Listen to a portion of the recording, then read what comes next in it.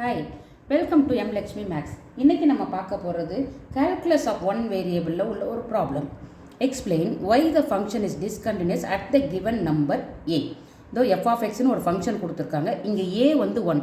இவங்க ஆல்ரெடி சொல்லிட்டாங்க அந்த ஏல வந்து இந்த ஃபங்க்ஷன் டிஸ்கண்டினியூஷன். ஆனால் ஏன் டிஸ்கண்டினியூஸ்ன்றது நம்ம சொல்லணும். So this is the question. உங்களுக்கு சொல்லியிருக்கேன் எப்போ ஒரு function continuous. when the left hand limit is equal to right hand limitனா தான் ஒரு ஃபங்க்ஷன் கண்டினியூஸ். லெஃப்ட் ஹேண்ட் லிமிட்னா எஃப் ஆஃப் இங்கே இருக்குது பாருங்கள் ஏ 1 நெகட்டிவ். ரைட் ஹேண்ட் லிமிட்னா 1 ப்ளஸ். இப்போது ரெண்டுத்துக்குமே ஒரே ஆன்சர் தான் பாருங்கள், நாட் ஈக்குவல் டு 1. அதாவது லெஸ் தென் 1னாலும் கிரேட்டர் தென் 1னாலும் இதே ஆன்சர் தான் வரும். ஸோ எஃப் ஆஃப் 1 ப்ளஸ் நான் போட்டிருக்கேன். Limit extends to 1. இந்த ஈக்குவேஷன் எடுத்து எழுதியிருக்கேன். எழுதும் போது இதில் 1 சப்ஸ்டியூட் பண்ணோன்னா 1 - 1 0, இங்கேயும் 0/0 ஃபார்ம். அப்போது அதை வந்து ஆல்டர்னேட் மெத்தட் நம்ம தேடணும். நம்ம வந்து லாபிட்டல் ரூல் எடுக்கலாம், இல்லை இதை ஃபேக்டரைஸ் பண்ணலாம். இங்கே பாருங்கள் ரெண்டுத்துலையும் எக்ஸ் காமனாக இருக்குது, எக்ஸ் வெளியே எடுத்துகிட்டு. So it is x - 1.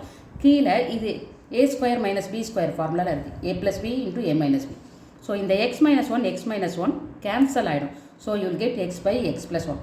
இப்போ இந்த எக்ஸுக்கு 1 சப்ஸ்டியூட் பண்ணிங்கன்னா 1/1 + 1. So it is 1/2. இது எஃப் ஆஃப் 1 ப்ளஸும் இதான் ஆன்சர் வரும். ஆக்சுவலி 1 மைனஸும் இதான் ஆன்சர் வரும்.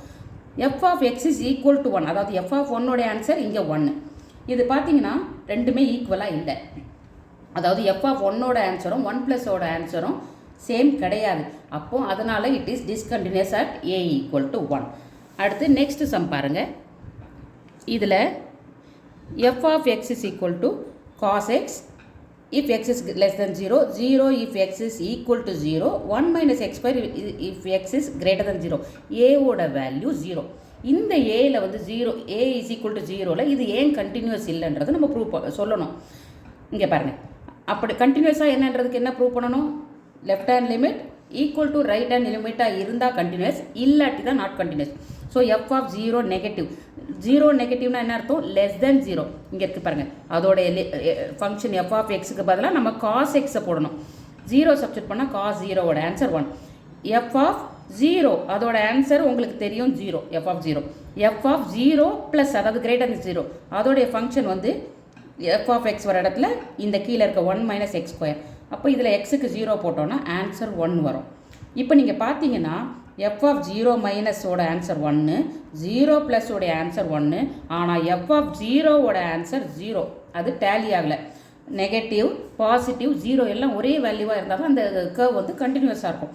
ஸோ இங்கே கண்டினியூஸாக இல்லை. அதனால் the function is not continuous at a = 0. Thank you.